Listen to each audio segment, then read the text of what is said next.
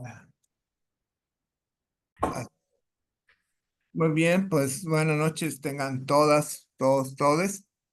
El día de hoy tenemos nuestro encuentro tanatológico. Recuerden, es a las 8 de la noche, hora Ciudad de México.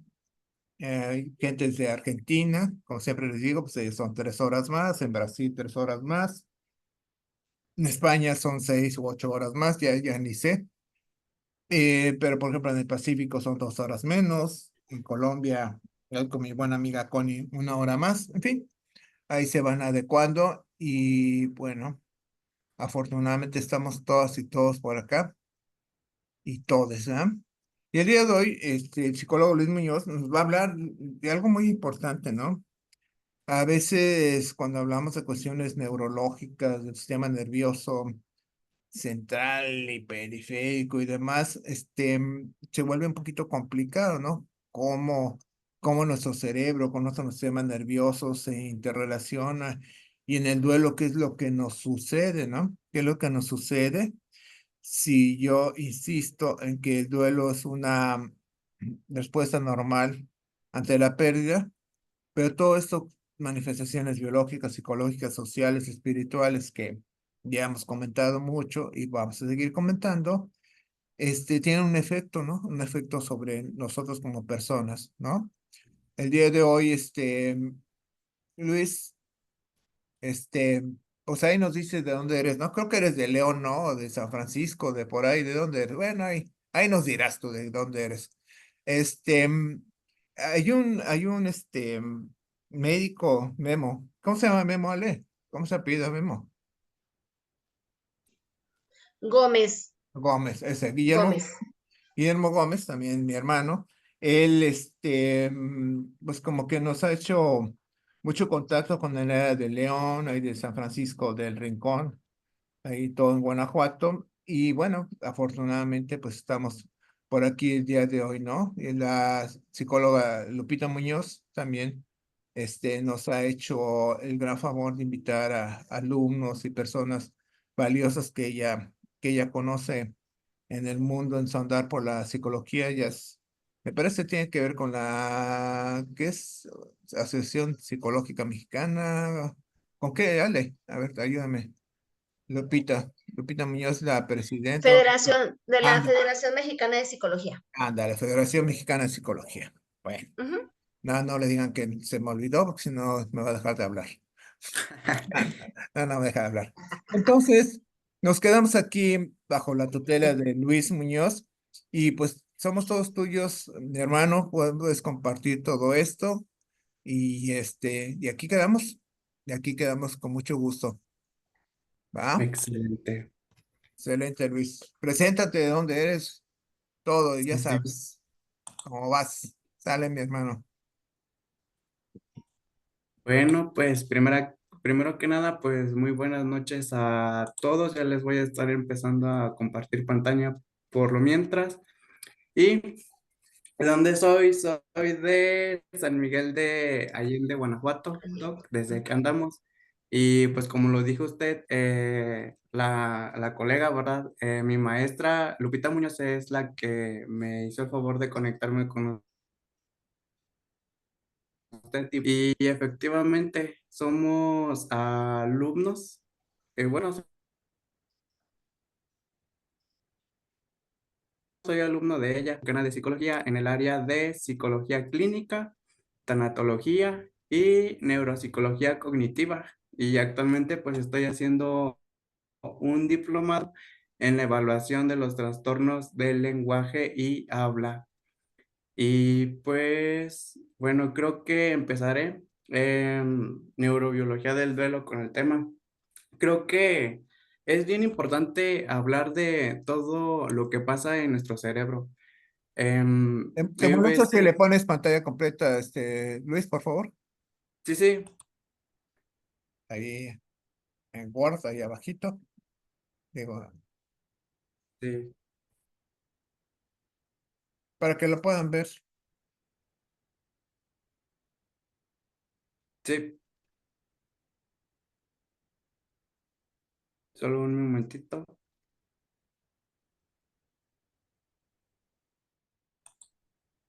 Ahí va, ahí va. Ajá. Hay que comprarse una Sí, por computadora. mientras en lo que carga les iba diciendo, es bien interesante si se trabaja.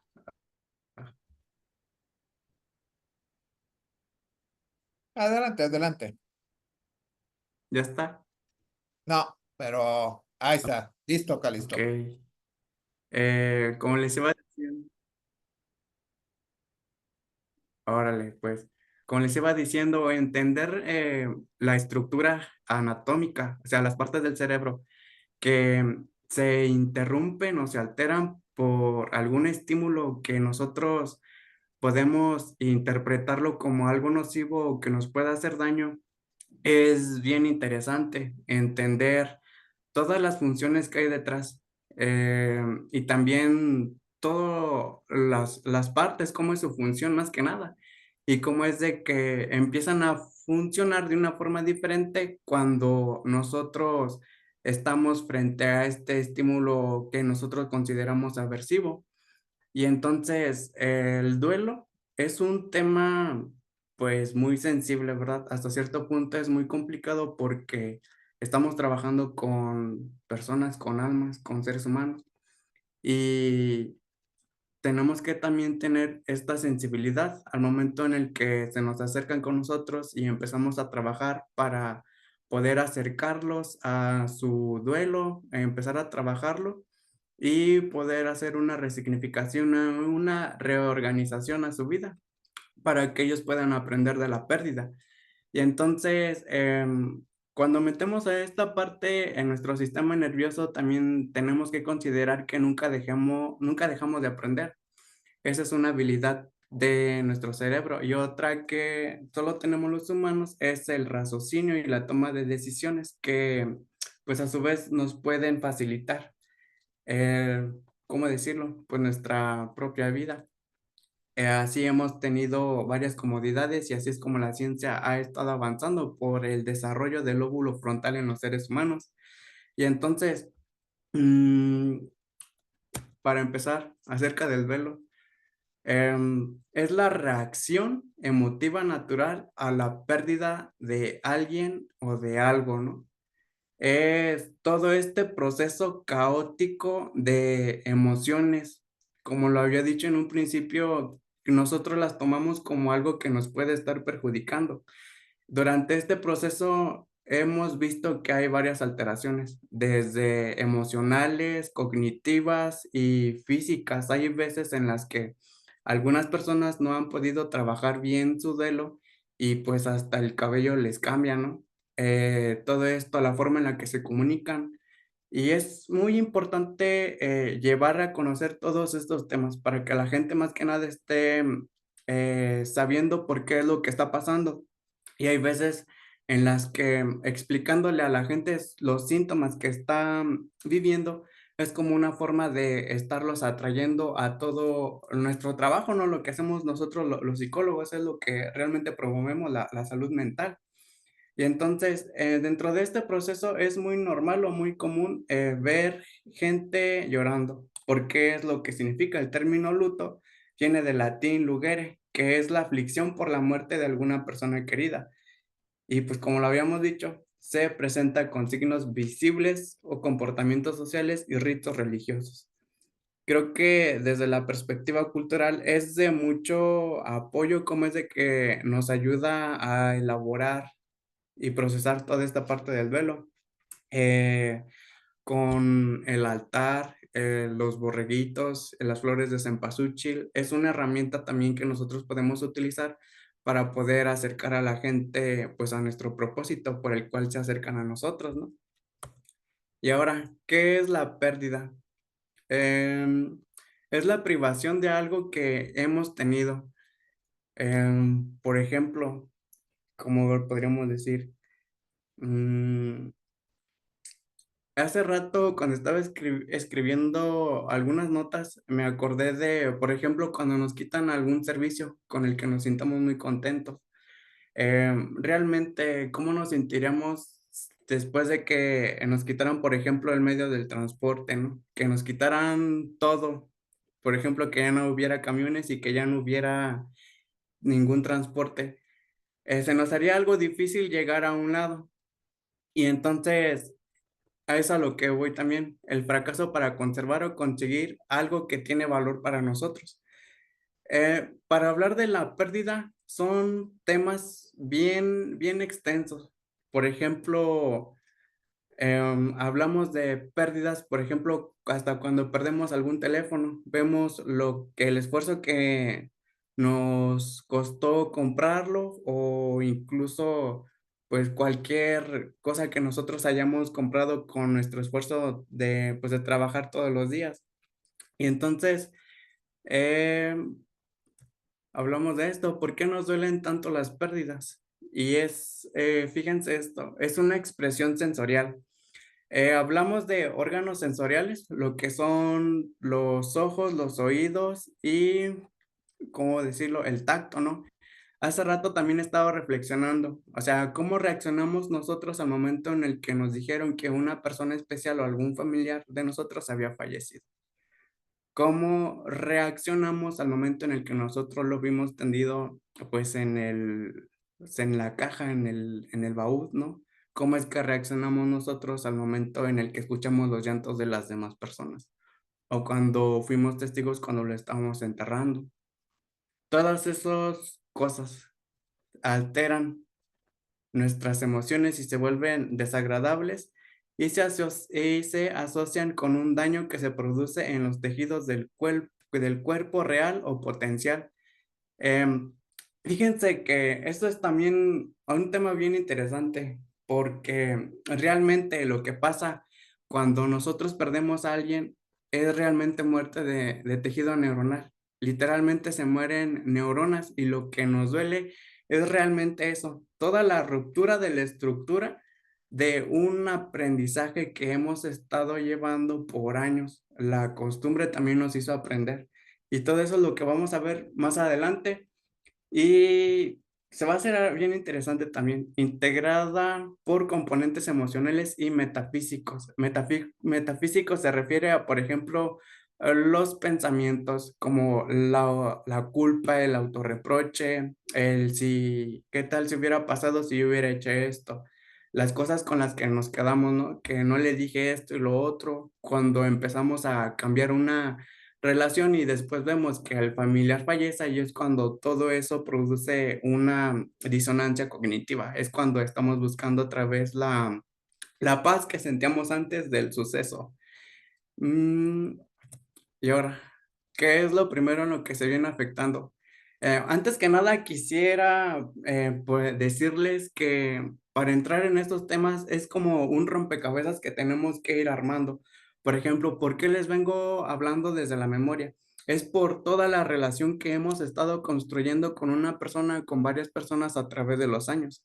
Durante las diapositivas vamos a estar viendo y hablando cómo es de que se van construyendo todas estas relaciones y qué es lo que hace que nosotros las vayamos reforzando y por qué también encontramos agradable pues las relaciones en algunas personas. ¿Qué es lo que pasa dentro de nuestro cerebro? Que, por decir, ¿cómo decirlo?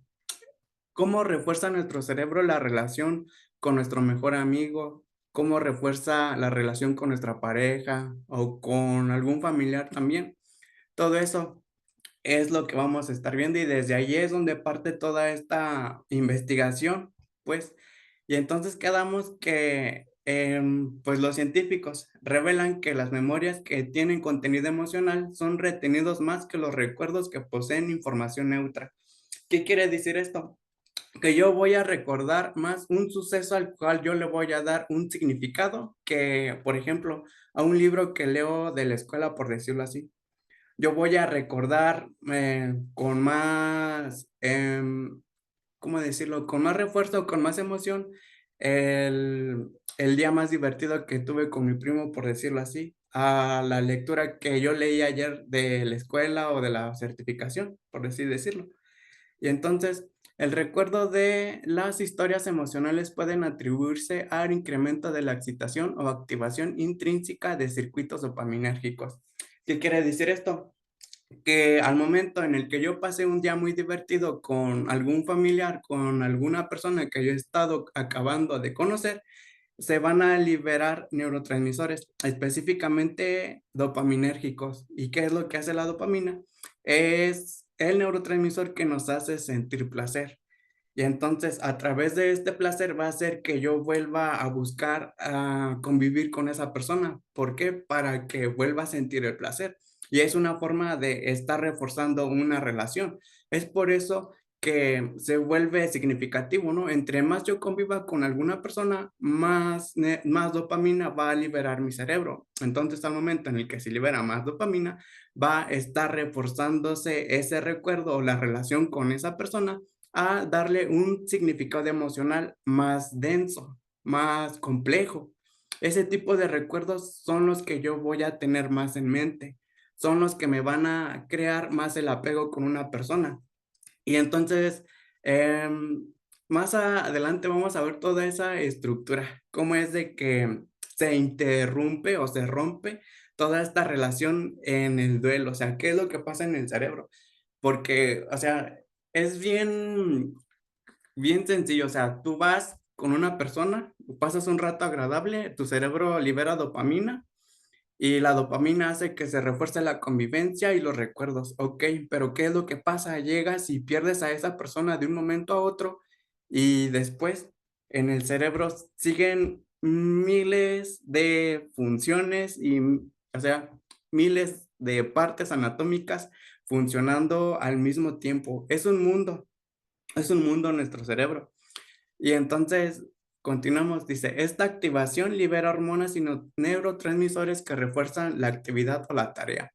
Esto quiere decir que, pues, en mi cerebro va a estar grabándose cómo es de que yo conocí a esa persona, por ejemplo, el modo en el que le hablé, la saludé y el modo en el que coincidimos para que después en mi memoria a largo plazo vaya guardando como una forma de estar comunicándome. Eso es lo que hace también como darnos nuestra misma personalidad. ¿Por qué? Porque tal vez en mi cerebro yo interprete que si saludo de una manera a una persona, pues se le parece agradable y a mí me refuerza pues la aceptación social, por así decirlo. Se van reforzando pues todas esas actitudes personales. A nivel fisiológico se liberan hormonas adrenales como la adrenalina, la noradrenalina y los glucocorticoides, lo cual genera una activación del estado de alerta. Ok, en esta parte, hormonas adrenales, adrenalina, noradrenalina y glucocorticoides son hormonas del estrés, son hormonas, ¿cómo decirlo? Que nos mantienen alerta. Pero, o sea, ¿qué es lo que nos mantiene alerta? Por ejemplo, aquí lo decía, nuestro cerebro y nuestro sistema nervioso central se pone en alerta cuando algo es novedoso para nosotros, cuando apenas vamos conociendo algo. Y entonces, en la literatura de neurología viene escrito que nosotros hacemos vínculos afectivos pero nosotros los seleccionamos.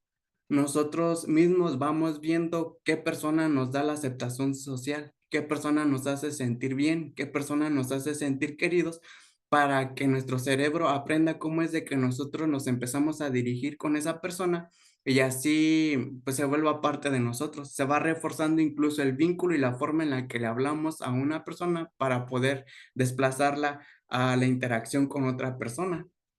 Es como, por ejemplo, si lo queremos ver así, en el modo en el que nosotros nos relacionamos con nuestros padres, por así decirlo.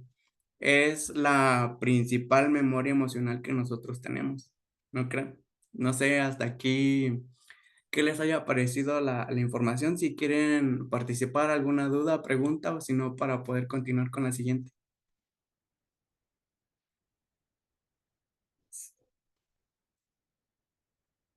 ¿Continuamos? Ok, Adelante. ok. Aquí va la activación emocional. Muy bien.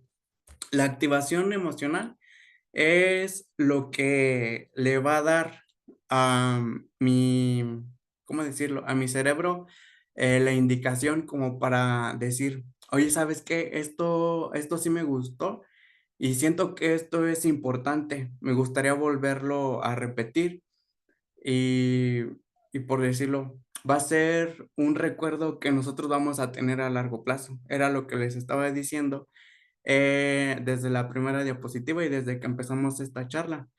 Y entonces, ¿cómo viene la activación emocional?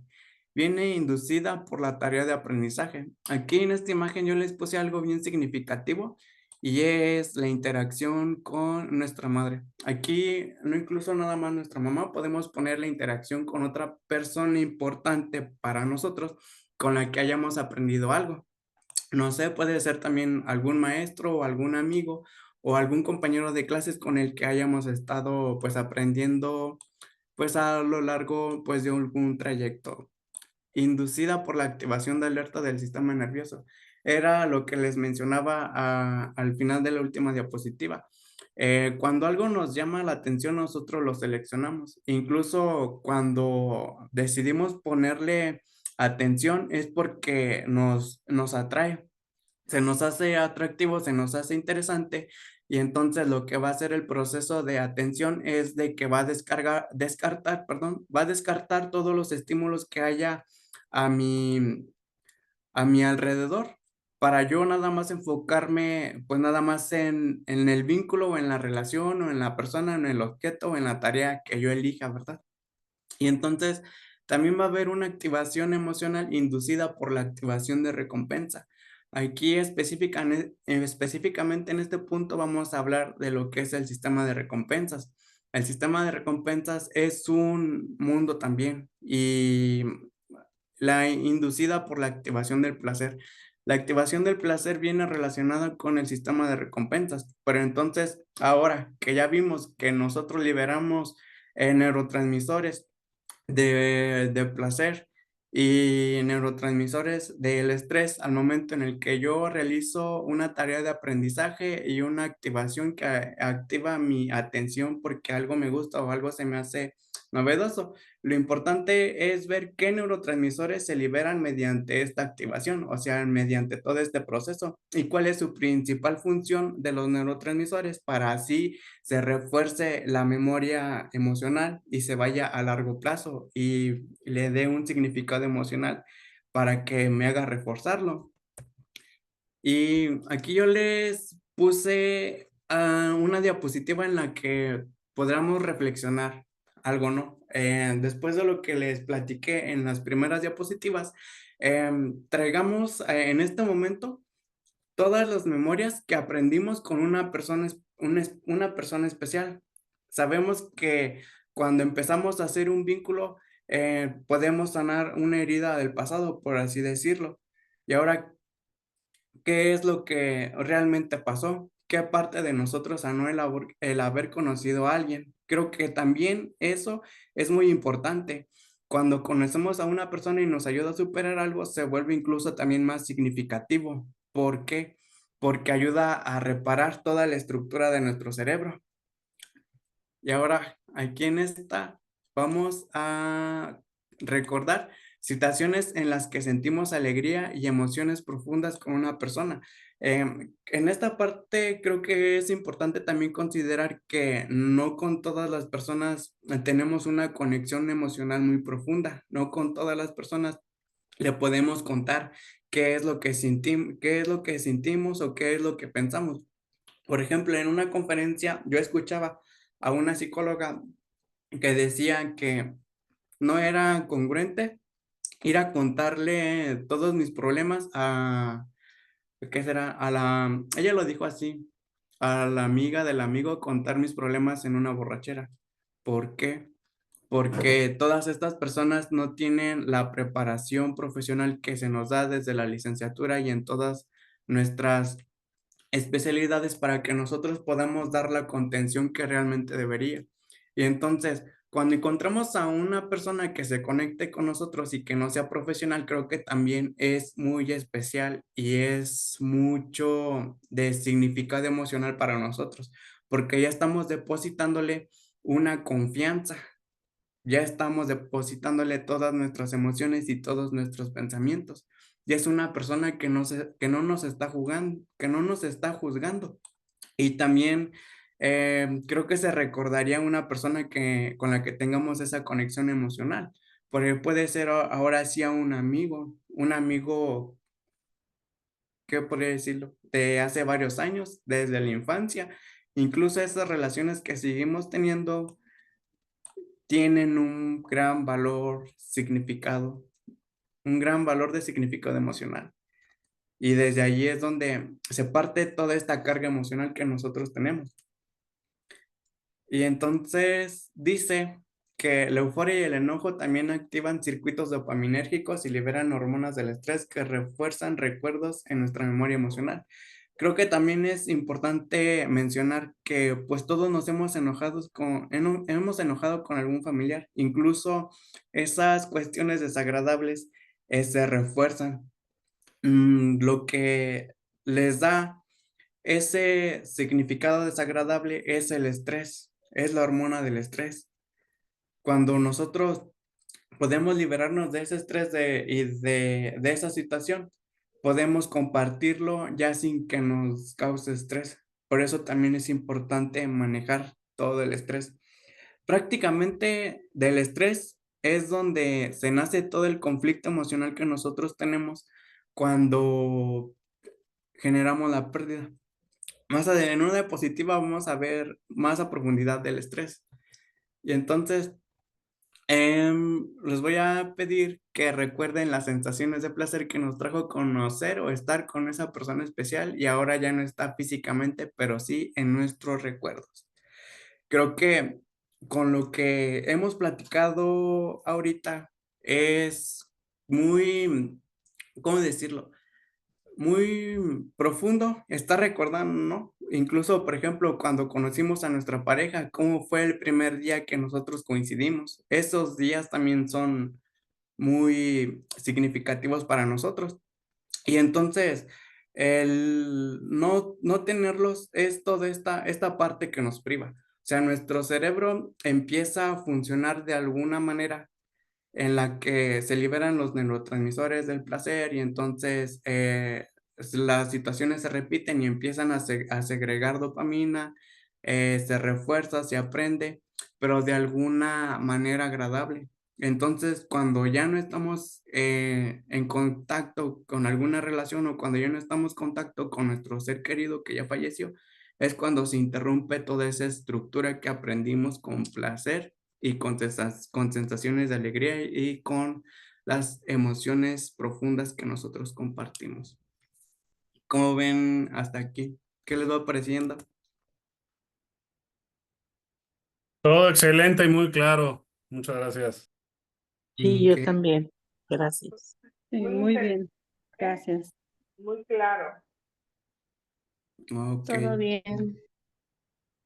ok, entonces continuamos. Y entonces hay que checar esta parte. Cuando sentimos amor, sentimos una fuerte inclinación emocional por una persona, hacia un grupo de personas u objetos. Entonces, como habíamos dicho, nosotros vamos a encontrar significado emocional en un grupo de amigos que nos den esa aceptación social, porque hasta cuando recibimos el rechazo emocional hay un duelo, hay una ruptura de una estructura neuronal. Entonces, no sé si logran discernir toda esta parte, o sea, mm, nuestro cerebro está compuesto de estructuras y esas estructuras son puros aprendizajes. Entonces, para aterrizar esa parte del rechazo emocional, eh, mm, vamos a ponerlo así, por ejemplo, nuestros padres siempre nos dieron esa aceptación emocional, pero incluso cuando una persona, un grupo de amigos nos rechazan, se rompe una de esas estructuras en la que nosotros aprendimos cómo es de que se siente la aceptación emocional. Es por eso, como le decía, literalmente cuando sentimos dolor por alguna experiencia así, es porque las neuronas se rompen. Y pues lo que pasa después es psicológico, se pasa a lo somático, es una reacción somática del cuerpo. Y entonces, estas Estas emociones que son con base a las experiencias liberan neurotransmisores que activan circuitos cerebrales que nos hacen sentir extasiados, eufóricos, incluso nos quitan el hambre y sobre todo felices y plenos y llenos de vida. Y es lo que pasa, ¿no? Cuando realmente alguien nos da esa aceptación social o esa aceptación emocional y pues nos sentimos protegidos, nos sentimos llenos y completamente vivos. Y entonces, ¿qué es lo que se libera cuando tenemos una conexión? em, ahora sí en todos largos, tanto física como mental y emocionalmente con una persona, pues liberamos testosterona y estrógenos. Estas hormonas se liberan con la conexión sexual con alguna persona. Y entonces, todo esto activa el sistema de recompensas y el sistema de recompensas lo que hace es de que refuerza las actividades que nos aseguran la supervivencia. Entonces, cuando tenemos intimidad con una persona, no nada más es el acto sexual, sino más bien el procrear es lo que científicamente se estaría dando, ¿no? La dopamina. La dopamina nos hace sentir eufóricos, nos aumenta la energía y una gran concentración, la motivación y establecimiento de metas hacia un objetivo. Creo que incluso esto se da como cuando nos hacemos, por ejemplo, como lo dice aquí, una meta. Voy a poner el ejemplo como no sé si a todos los estudiantes nos pase. Tomamos la decisión de tomar la licenciatura y entonces ya haces una meta. Y entonces ves los pequeños logros, ¿no? Desde que haces una tarea y el maestro te dice, ah, no, pues estuvo muy bien. Desde que haces el examen y pues sacaste tal vez un 10. Y entonces fue cuando empezaste a llevando toda la práctica que aprendiste de la escuela y de las especialidades ya a la, pues como quien dice, a la práctica profesional, ya lo pasas a las personas. Incluso cuando los mismos pacientes se van sintiendo contentos contigo ya como terapeuta, es también un refuerzo y todos esos se vuelven em, reforzamientos. ¿Y qué hay detrás de esos reforzamientos? Hay dopamina. Dentro del establecimiento de metas, la dopamina que nosotros vayamos liberando es lo que nos va haciendo que nosotros hagamos bien las cosas porque lo aprendemos así, de esta manera. Si lo hiciéramos de mala forma, realmente no lo aprenderíamos. Si estuviéramos haciendo malas cosas, no estuviéramos aprendiendo, realmente. Y la norepinefrina nos da hiperactividad, insomnio y pérdida de apetito, taquicardia, ansiedad y miedo. La serotonina es la que nos hace obsesivos y compulsivos. Creo que esta parte viene más cuando estamos en la etapa del enamoramiento, ¿no? La oxitocina es la fusión y cercanía, apego y satisfacción. Viene muy relacionada con la conexión sexual.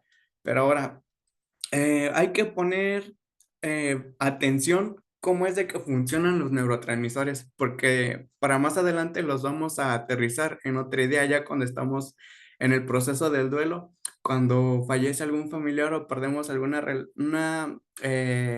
relación significativa para nosotros. O sea, hay que checar cómo nos sentimos por un momento. Nos sentimos eufóricos y llenos de energía y nos sentimos concentrados y tal vez todo ese placer de reconocimiento y satisfacción que nos está yendo una meta se va a interrumpir. También la hiperactividad, el insomnio, la pérdida del apetito, taquicardia, ansiedad y miedo, la obsesión y la compulsión, la fusión y la cercanía y el apego. Entonces hay que recordar que nuestro cerebro va a estar aprendiendo y se va a ir reforzando. O sea, el cerebro se va a acostumbrar y entonces esta va a ser una estructura. Es como cuando construyes un pilar. Eso es lo interesante. Es como si construyes un pilar. Hagan de cuenta que tienen ya varios años con una persona, con un grupo de amigos y ese pilar ya está construido. Pero vamos a ver qué es lo que pasa después. Y ahora por allí vi una manita levantada. ¿Sí, Patricia? Gracias. Perdón por interrumpir, pero me quedó una duda. Me parece muy interesante lo que hablas de la activación emocional y cómo existe esta estructura con los neurotransmisores y que se llegan a crear no solo vínculos afectivos, sino ya después pues hay lazos más fuertes. Pero yo Sí. me quedé pensando cuando dijiste que cuando la persona se siente afectada y que hay una ruptura, y entonces dije, bueno, si este es un proceso que fue gradual, cuando hay una ruptura, cuando ya no se da ese estímulo, entonces eh, me quedó esa duda. El impacto es tan fuerte que se rompen todas las conexiones de esos, específicamente de esos neurotransmisores que ayudaban a que se creara el vínculo emocional, o Sí. es paulatino. No es específicamente en la estructura. Realmente se rompe. Es lo que les estaba diciendo. Es como si, o sea, el ejemplo que les di ahorita de la construcción, ¿no? Ya tienen su pilarcito, ya Ajá. tienen su historial ahí de memorias, algunas emociones muy buenas, algunas emociones muy malas, y se rompe, totalmente se rompe. Haz de cuenta como, ¿qué decirlo? Es como cuando se rompe un lápiz, ya no vuelve a quedar igual. ¿Sí me explico? Sí, sí, cambia toda la estructura. Por eso es Exactamente. el impacto en los duelos, supongo, fuerte, porque de hecho se rompe, pues ay, es que no sé cómo decirlo, porque no se rompe el vínculo, pero sí se rompe con quien tenías el vínculo, ya no lo tienes a la persona, ¿no? Sí, esa parte también es bien importante la que acabas de mencionar. O sea, el vínculo no lo pierdes, pero sí pierdes a la persona físicamente. Yo es lo que te iba a decir. Por ejemplo, te lo voy a poner así a ver si me puedo explicar bien y a ver si lo puedes entender.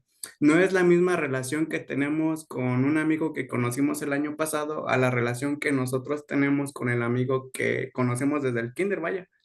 Entonces, hagamos de cuenta que perdemos la relación con nuestro amigo. Se va a romper completamente toda esa estructura que llevaste construyendo desde varios años. ¿Por qué? Porque ya no vas a estar reforzando la relación. Ujú. Ya, ya sí. Bueno, muchas gracias. Entonces ya me queda claro que es la estructura. Una disculpa por lo de la cámara, pero no estoy ahorita en condiciones de prenderla, pero bueno, muy interesante tu ponencia. Gracias. Sí, gracias. Más adelante vamos a ir aterrizando todas estas ideas. Por eso les decía, es bien importante em, cómo se activan, realmente cómo es de que empiezan, qué se activa, qué función tiene y cómo es de que se va reforzando el momento en el que se va aprendiendo para que después qué es lo que pasa en esa interrupción. Ok, Exacto. y ahora el sistema de recompensas. Aquí Gracias. veis. Sí, como les decía en una diapositiva, las conductas que tienen una sensación de motivación para llevarlas a cabo, como la comida, las relaciones entre pareja, familiares y amigos, son gratos por naturaleza, porque resultan placenteros y son necesarios para nuestro bienestar emocional y un equilibrio de aprendizaje para el desarrollo.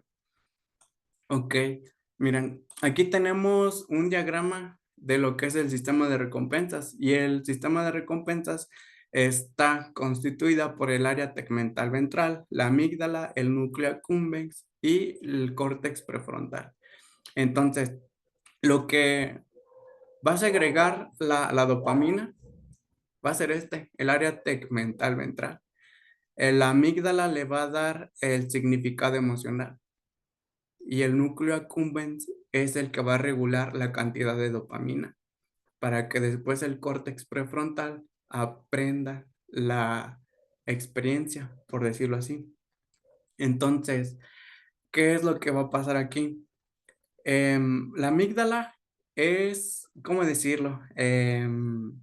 Ahora sí, la estelar aquí, porque es la que nos va a estar, ¿cómo decirlo? Recordando todo la carga emocional que nosotros tenemos con alguna persona, todo. Y entonces, por ejemplo, aquí creo que es importante mencionar que nosotros pasamos ratos muy gratos con alguna persona, incluso cuando comemos.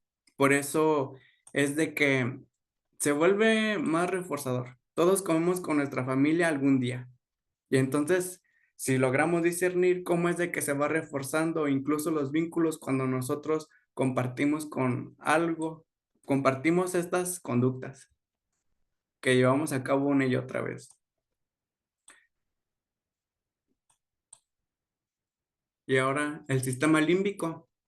En la neuro se dice que es nuestro cerebro emocional, porque es aquí el responsable donde ¿cómo decirlo? Donde se procesan todas nuestras emociones. Y ahora, lo importante aquí es lo que hace cada una de sus estructuras anatómicas. Y como introducción nos dice que las emociones algunas veces controlan nuestra motivación y nos inducen a un nuevo aprendizaje, ya sea gratificante o disruptivo. Aquí en esta parte donde dice las emociones controlan nuestra motivación, creo que creo que cabe mencionar, por ejemplo, cuando yo me siento emocionado porque aprendí algo nuevo y luego voy y se lo comparto a otra persona y me dice, no, pues también siento que esto no compagina conmigo. Es por eso la emoción de algo nuevo me va a hacer que yo refuerce todas las cosas. Me va a hacer que yo estudie más para poder pasarle el conocimiento a otras personas y a las personas tal vez compaginen conmigo y va a ser una conducta que se va a estar repitiendo. Y entonces dice que el placer y la tristeza y la depresión, el miedo, el enojo, la hostilidad, la ansiedad son emociones que enriquecen nuestras experiencias y nos permiten compartir lo que aprendemos con base a cómo lo aprendimos. O sea, es bien importante también cómo es de que nosotros nos dirigimos con las demás personas. Porque, por ejemplo, yo aprendí la tristeza de un modo, pero en cambio también aprendí cómo se expresan los demás tristemente. Aprendí cómo es de que se expresan los demás con el miedo. Y también aprendí de otras personas cómo es de que expresan su miedo. Tal vez no aprendí la forma hostil de las personas, porque ser hostil pues ya es algo muy fuera de lo común, ¿verdad? Pero incluso también aprendí cómo es de que se vive la ansiedad. Todo esto lo aprendo y ya lo traigo dentro de mí. Y ahora lo importante es cómo es de que yo las expreso también. Todo esto viene relacionado con lo que estamos viendo ahorita, con el sistema límbico. Todas estas emociones, y así como se los dije, se guardaron aquí en la amígdala. Aquí en la amígdala. Todas las emociones están allí en la amígdala. En este puntito rojo. Y entonces el hipocampo es como ¿cómo decirlo? Como una base de relevo. No, perdón, el que es el base de relevo es el tálamo. Y entonces el hipocampo es donde se van a guardar todas nuestras memorias. Esto es como la bodeguita. Aquí en esta parte de nuestro cerebro es donde guardamos todo. Esta parte es donde llega toda la información que nosotros escuchamos, vemos, oímos y también tocamos. Aquí es donde llega. Y entonces, esta parte llamada tálamo divide o pasa la información a las otras áreas cerebrales. Como les dije en un principio, para adentrarse al mundo del cerebro, pues es un mundo. Hay de 52 a 54 áreas cerebrales y todas esas áreas cerebrales tienen una función específica y hay como de 3 a 4 para cada uno de los sentidos e incluso otros que se consideran sentidos, ¿verdad? Y entonces, el tálamo le va a pasar la información emocional a la amígdala. Por ejemplo, nuestro platillo favorito de nuestra mamá o algunas otras memorias, como lo veníamos repitiendo con algunas otras personas.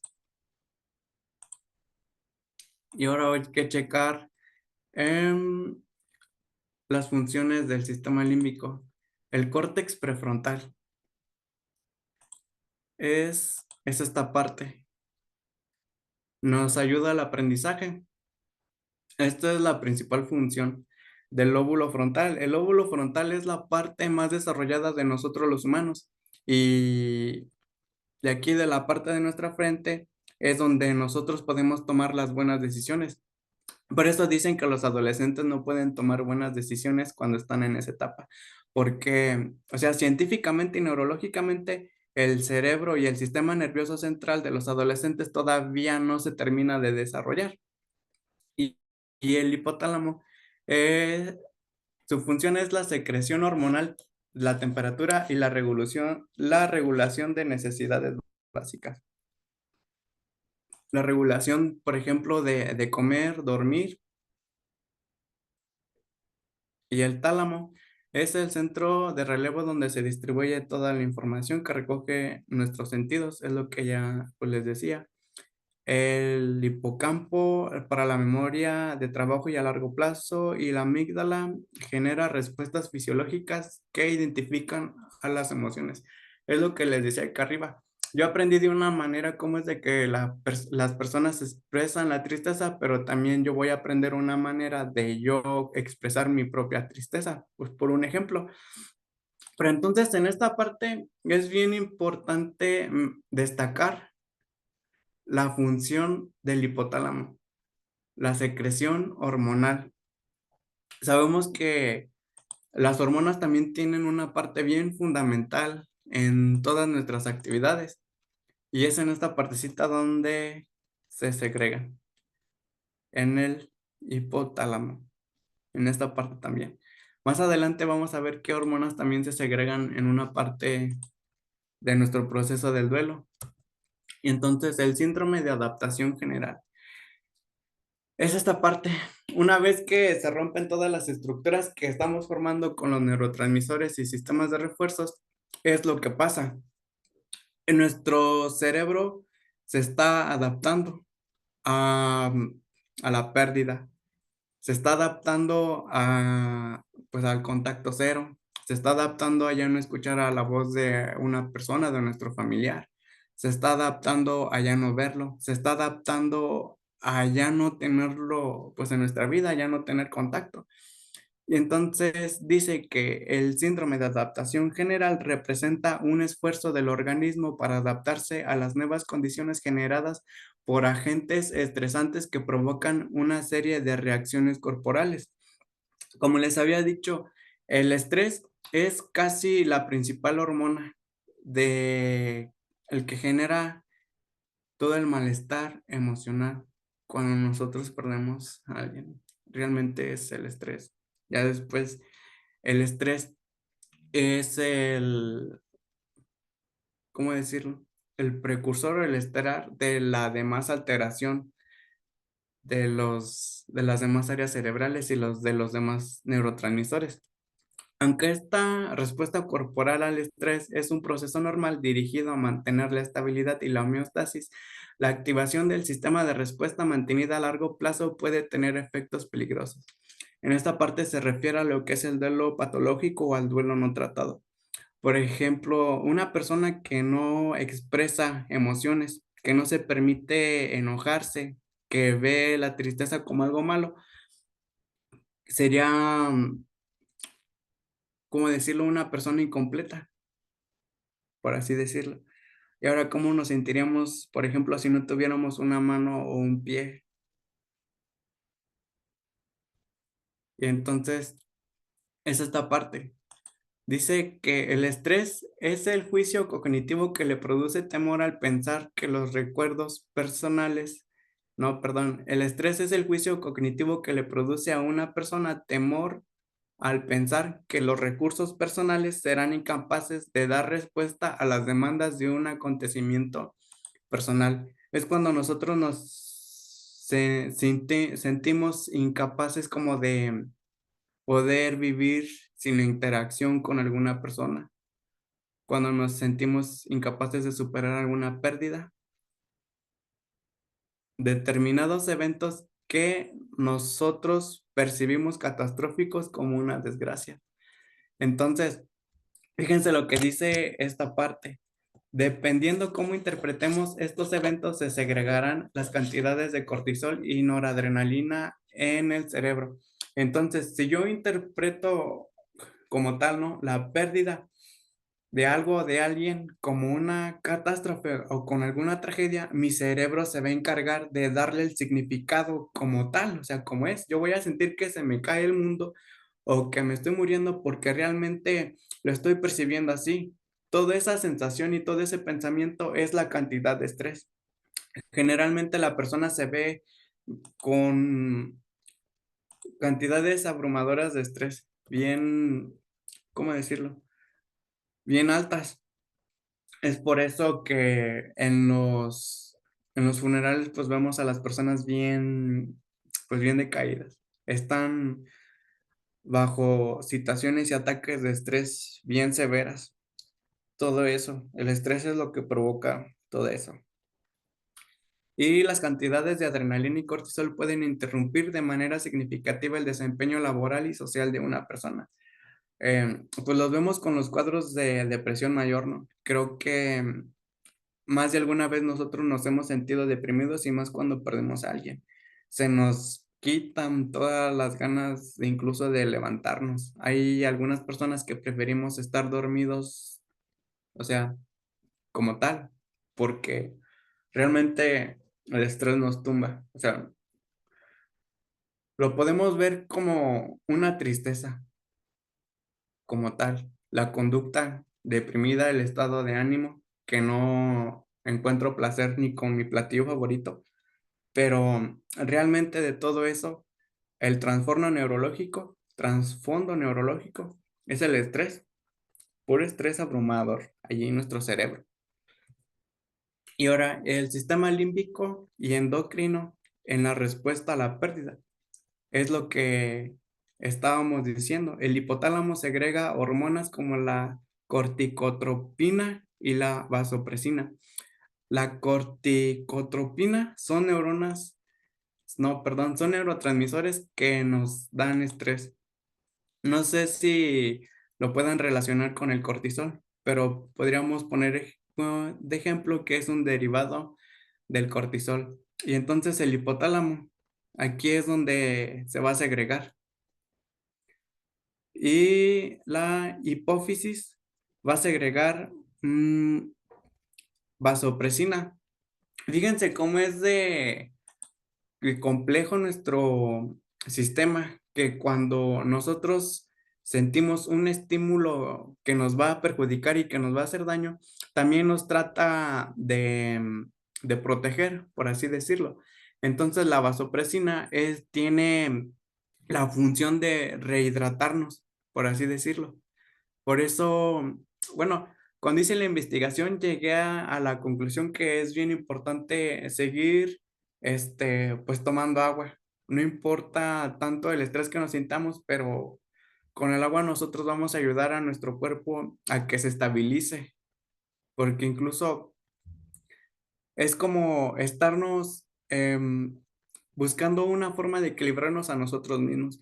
A veces es bien complicado tratar de aterrizar toda esta teoría neurológica a un paciente, porque normalmente los pacientes quieren respuestas ya rápidas y a veces no entienden que cuando entran en un proceso incluso terapéutico es de más de una sesión, pero, o sea, se vuelve algo bien complejo porque van contigo y te platican el motivo de consulta y tú ya entiendes qué es lo que está pasando dentro de su cerebro.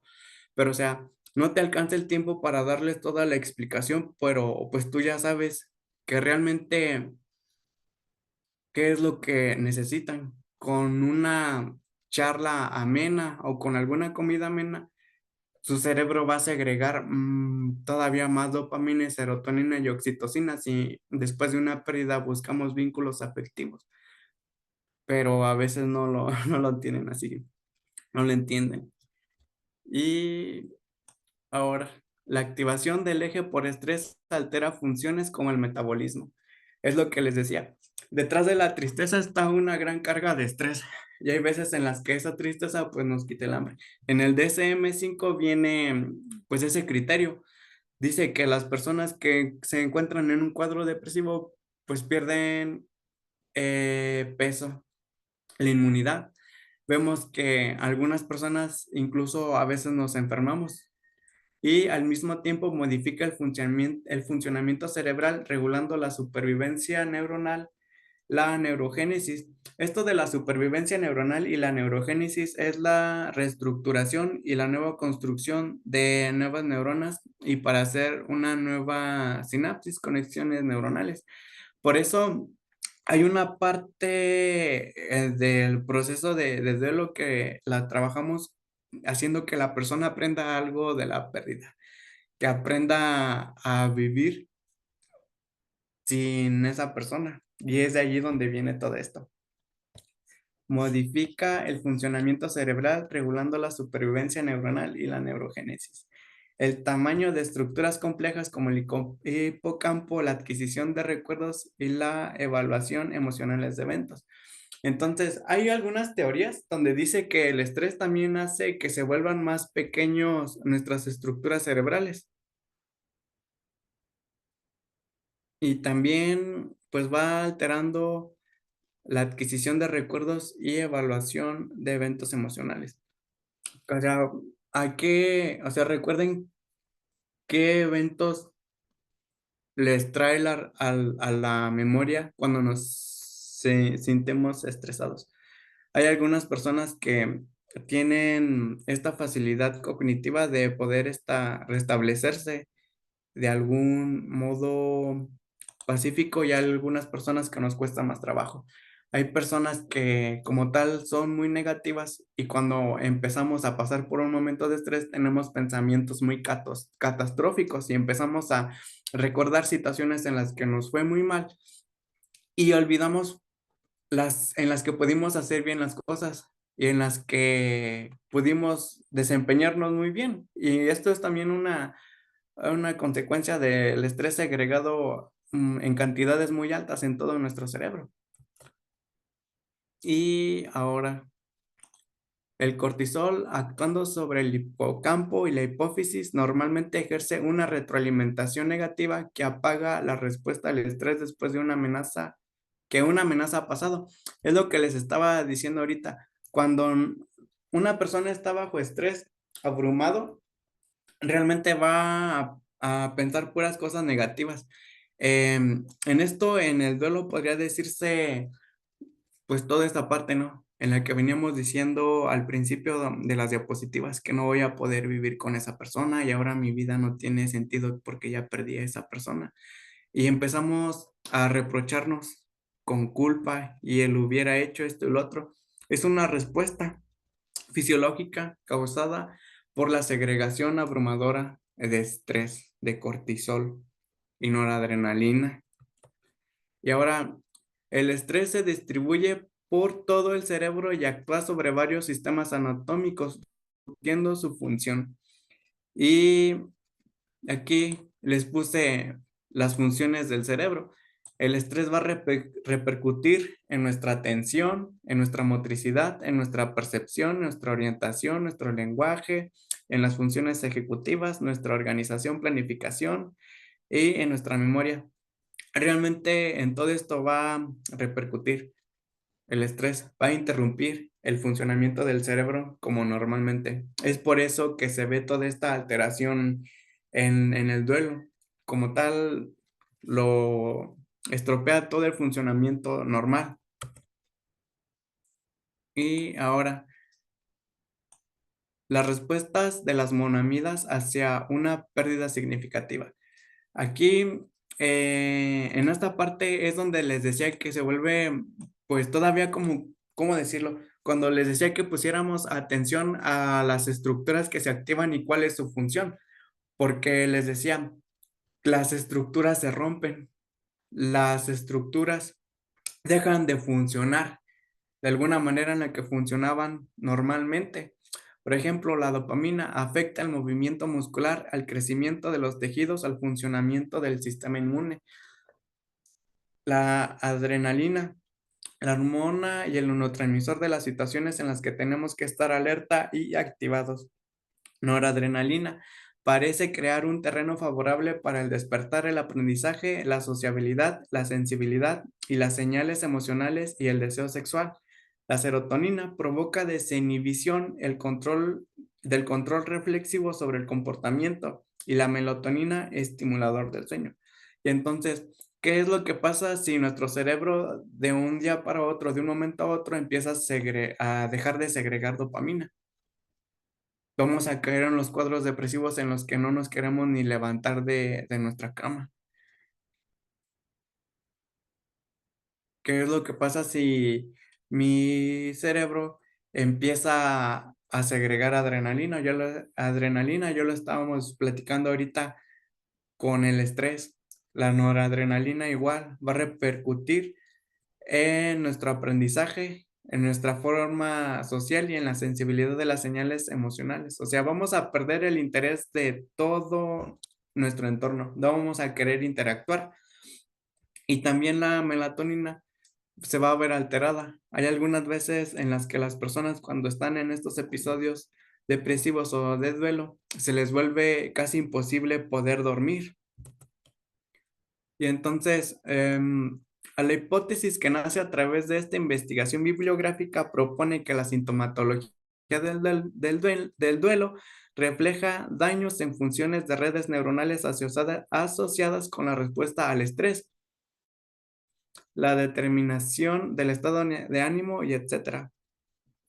O sea, como tal, el estrés va a interrumpir todo nuestro funcionamiento normal, físico, es donde se va a ver, pero todo va a ser desde acá del cerebro.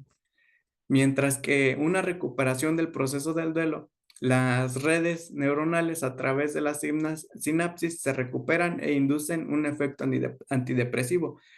Aquí también es bien importante mencionar que, como tal, hay algunas personas que les funcionan unas cosas y otras no. Por ejemplo, para una persona introvertida, un antidepresivo puede ser quedarse en su casa a ver series, películas, limpiar, escuchando música. Pero para una persona extrovertida, todo esto puede ser un detonante más de una depresión. Para una persona extrovertida, lo más recomendable sería salir a pasear, conocer nuevas personas, salir a fiestas. El hacer ejercicio y comer son cosas bien fundamentales. Ya de esto va a depender cómo es de que sea la personalidad de nuestro paciente. Y entonces, esta parte es de los mecanismos de la transmisión dolorosa, anatomía y neurobiología del dolor. Aquí vamos a hablar de dónde es donde se produce el dolor. Ya vimos dónde se refuerzan y se producen todas las emociones y ahora vamos a ver dónde se produce todo el dolor. Todo este proceso tiene nombre y apellido. Y entonces el dolor es una consecuencia inmediata del sistema nocioceptivo. El sistema nocioceptivo es el conjunto de estructuras nerviosas que procesan los estímulos dañinos que se detectan en el cuerpo. El dolor físico y somático que nos produce una pérdida es llamado nociocepción. El cuerpo humano es tan complejo que tiene terminaciones nerviosas listas y específicas para recibir e interpretar cada sensación que se puede liberar en un día. Entonces, haciendo una recopilación de toda la información que hemos visto hasta ahorita, como tal, tenemos la pérdida y vivimos el duelo, y entonces nuestro cerebro lo que hace es activar el sistema nocioceptivo, y el sistema nocioceptivo va a recoger toda la información del dolor para llevarlo a nuestro cerebro. Y ya la amígdala y el tálamo lo van a estar procesando. Ya el cortisol también va a hacer su función al momento en el que nos dé toda esta perspectiva negativa de todo el proceso. Y hay tipos de nocioceptores. Nocioceptores cutáneos, nociceptores musculares y articulares. se encienden con contracciones musculares. Es la respuesta a estímulos como la presión, calor y por la reducción del flujo sanguíneo en los tejidos del cuerpo. Nociceptores viscerales. Su ubicación está en los órganos del cuerpo. Y aquí tenemos también un diagrama. Podemos verlo, todo esto. Los nociceptores se encuentran en la piel y desde aquí es cuando la piel se nos eriza. Por ejemplo, cuando tenemos miedo. El miedo lo sentimos como como una respuesta, ya sea de adaptación. Nuestro sistema endocrino se activa también para ponernos en estado de alerta y ver si queremos quedarnos o queremos huir del estímulo, para que después toda esa información sea procesada para esta parte, en la columna vertebral, y después llega al tálamo. Quedamos que en el sistema límbico es donde se procesan todo este tipo de información y todo, pues la carga hormonal que nos produce. Y entonces el tálamo y la corteza somatosensorial. Aquí es donde les decía, después del tálamo va a llegar aquí a la corteza sensorial. Es donde vamos a tener todas las sensaciones de dolor. Allí. Desde allí se junta todo. Y entonces dice que el tálamo es una de las primeras paradas en el cerebro para la información que nos llega a través de los sentidos, con la excepción del olfato. El tálamo regula el ritmo de la sensación del sueño, en la aparición de la conciencia y todo lo que está relacionado con la introspección. Entonces, estamos hablando de un irrumpimiento de todas las funciones anatómicas del cerebro. Entonces, nuestro tálamo por la cantidad de estrés va a dejar de regular el sueño. Vamos a perder, ¿cómo decirlo? Esas veces en las que pues no tenemos cabeza como para hacer ningún trámite ni nada. La introspección nos va a fallar y es donde allí puede detonar también la culpa. Y sabemos que en el duelo pues no se pueden regular las emociones. Es como si le estuvieras diciendo a la persona, no, pues no te sientas así. Y sabemos que pues eso es que estarles negando realmente de lo que sienten. Y entonces la corteza somatosensorial, su función es procesar las sensaciones del cuerpo, del tacto, la propiocepción, la posición del cuerpo en el espacio, la temperatura y la nocicepción. Es de lo que estamos hablando. En esta parte de nuestro cerebro es donde se va a procesar todo el dolor. Aquí. La amígdala es la que les va a dar el significado de dolor. Y entonces creo que a mi parte sería todo, Doc. No sé si tengan alguna duda, alguna pregunta, algún comentario, alguna sugerencia. Muy bien, Luis. Si quieres dejarle de compartir. Muy bien. Entonces, ahorita nos acaba de explicar neurológicamente qué es lo que sucede con el duelo y tiene que ver básicamente con esta sensación de muerte, ¿no? La muerte que genera toda la respuesta que ya nos acaba de decir del estrés, ¿no? Hay que recordar que hay ejes para diferentes glándulas y todos tienen que ver con la hipófisis, tálamo y el órgano blanco, ¿no? Eje hipotálamo, hipófisis, ovario, eje hipotálamo, hipófisis, glándulas suprarrenales, etcétera, etcétera, etcétera. La hipófisis anterior y la hipófisis posterior juegan un papel importante en estas sensaciones que tenemos, ¿no? Entonces, neurológicamente, esto es lo que se presenta. Y si bien entender neurológicamente es muy difícil porque pues, no nos queda claro qué es lo que sucede, habla aquí Luis acerca de las memorias. Eso tiene que ver mucho con el psicotrauma, con el MDR, ¿no? Con las memorias, como nuestro cerebro. Tenemos un cerebro, un órgano único, se llama cerebro, pero está dividido en dos hemisferios y es unido por el cuerpo calloso, ¿no? Y Nuestro cerebro es tan complejo que no se habla el izquierdo con el derecho, ¿no? No se hablan y a través del psicotrauma, del nervio vago y de la MDR, podemos establecer esas interrelaciones neurológicamente, como nos acaba de explicar aquí Luis Muñoz, ¿no?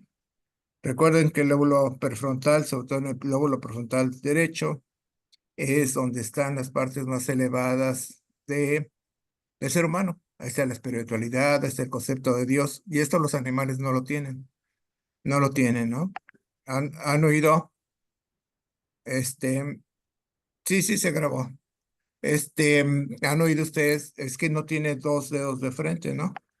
Porque tiene que ver con, por ejemplo, los simios no tienen esta parte frontal ni prefrontal, y por eso, pues, es difícil, ¿no? Comparar estas partes tan elevadas de la espiritualidad, de Dios y todo eso que tenemos dentro de nuestro lóbulo prefrontal derecho. ¿Sí? Si tienen alguna pregunta, pues ahí está Luis, aprovechenlo. Ahí está San Miguel Allende, nos va a invitar nos va a invitar aquí, a ver, dice Patricia, muy interesante, me ha servido mucho para darme cuenta cuánto puede dañar mi cuerpo, dejar que mi dolor domine mi cuerpo en general, emociones, etcétera. Pues yo creo que aquí está mal. Una de las tareas del duelo, ya Luis nos los explicaba, la segunda tarea del duelo de William Gordon es esto, entrar en contacto con nuestras emociones y nuestros sentimientos, permitirle al otro esto. Para esto, lo primero es reconocer si se murió, o sea, cognitivamente ya lo reconoces, y después activamos nuestro cerebro mamífero, que es todo lo que nos acaba de decir Luis, y eso es lo que nos sirve. O sea, no hay que reprimir las emociones y el dolor no se puede apropiar de ti. El dolor es una manifestación, el duelo, una manifestación normal ante las pérdidas. Ya Luis nos explicó todo neurológicamente qué sucede, dónde están los neurotransmisores, etcétera, etcétera, etcétera. El duelo en ningún momento es una patología. Todo es una respuesta normal y hay que normalizarlo. Y hay que evitar el estrés, no es patológico como tal, no es una enfermedad. El estrés es necesario. Si no tenemos estrés, pues nos morimos. Estamos ahí tarugueando y nos atropella un carro o nos mata cualquier otra cosa si no estamos al pendiente, ¿no? El estrés nos sirve para vivir. Entonces es importantísimo todo esto que nos acaba de explicar Luis desde su visión neurológica. Te felicito, ya te manda saludos, la maestra Lupita, que anda, en otras actividades. Y no sé si quieras, concluir con algo, querido Luis. Pues creo que por mi parte sería todo. También muchas gracias por los comentarios en los que dicen que les gustó la información.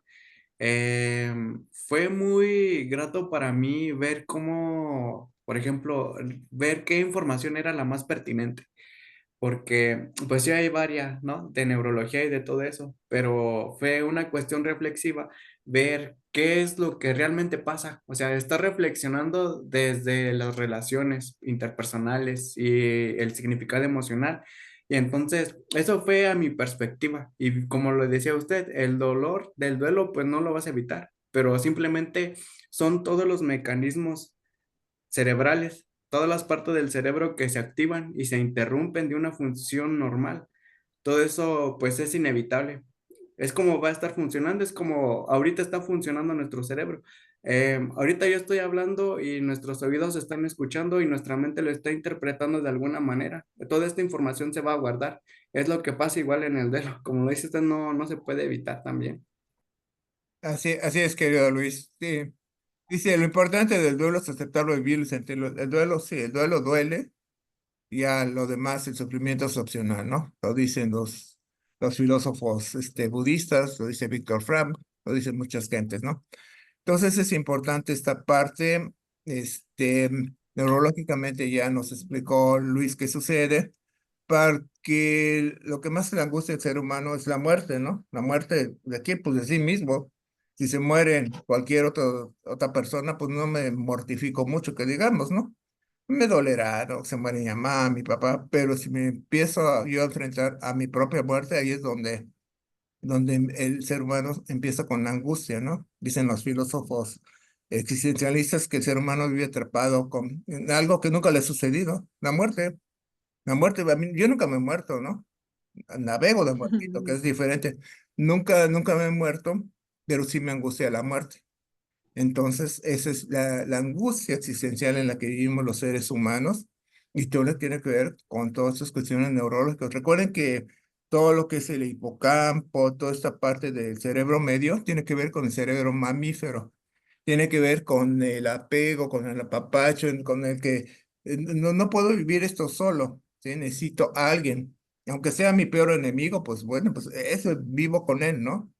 Sí, por eso dice Baldwin que los niños deben de vivir con sus padres, ¿no? Oye, pero mi papá me mata, me pega, me maltrata. Pues sí, pero es tu papá y peor viviría sin tu padre, ¿no? Han hecho pruebas en el zar de Rusia o en Cuba, ¿no? Separan a los niños de la crianza paterna, de la crianza materna y obviamente, pues son niños que mueren porque no tienen un apego a alguien. Y se mueren, les dan de comer y todo, pero como no hay esa parte del mamífero de vivir juntito, apapachado, junto a otros, por eso se mueren los niños. Por eso nos da a nosotros ahora, ¿verdad? Por amar a los perritos, querer a los gatitos y a los animalitos. Pero yo creo que el primer animalito que debemos de amar y querer es nosotros mismos y el hermano que está allí del otro lado. Eso es fundamental, ¿no? Para que podamos vivir. Muy bien, pues entonces les agradezco a todos.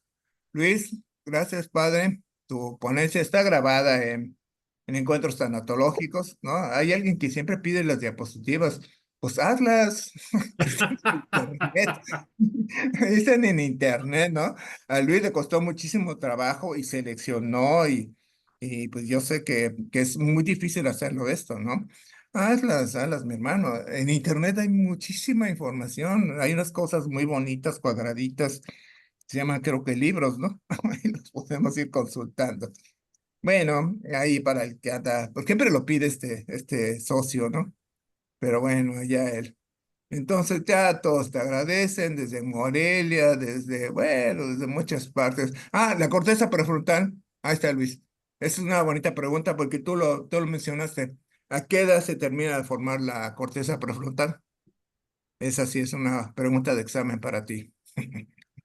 Sí, pues hay muchas teorías. Creo que desde lo social nos dicen que a los 18 años en México ya somos mayores de edad y pues ya sabemos qué es lo que queremos, pero en Estados Unidos desde los 21 a los 18 todavía eres un niño, pero en sí la literatura más actual dice que a los 25 años, y eso, la función ejecutiva de decidir es la última que se desarrolla. Así Ese, es. y Porque eso está. es el cerebro más avanzado que tenemos y solo lo tenemos los seres humanos, ¿verdad? Luego lo prefrontal, sobre todo el derecho. Y toda esta parte de las decisiones, de las cuestiones religiosas, de las cuestiones espirituales, exactamente alrededor de los 25 30 años se forma, ¿no? Aunque digan, Sí. no, pues es que mi hermano tiene 50 años y sigue siendo un niño, bueno, eso ya no tiene que ver nada con su corteza prefrontal, tiene que ver con la crianza, pero bueno, es otra cosa, ¿no? Sí, pues, así es, en Sí. efecto, esperamos haya resuelto la duda ahí a quien lo preguntó. Aquí. También hay que tomar en cuenta su estilo de vida, si tiene estimulación cognitiva, usa sustancias, desvelo, qué tanto se estresa. Ujú.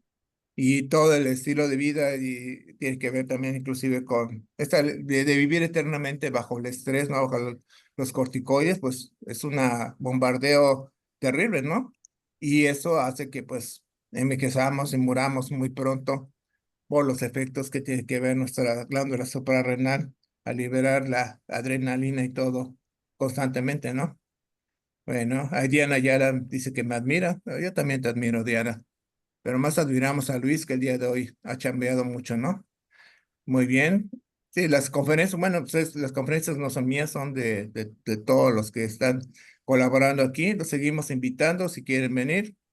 Y como les digo, y eso pues se los digo, acá, pues ya vamos a dejar de grabar, porque si no luego se graba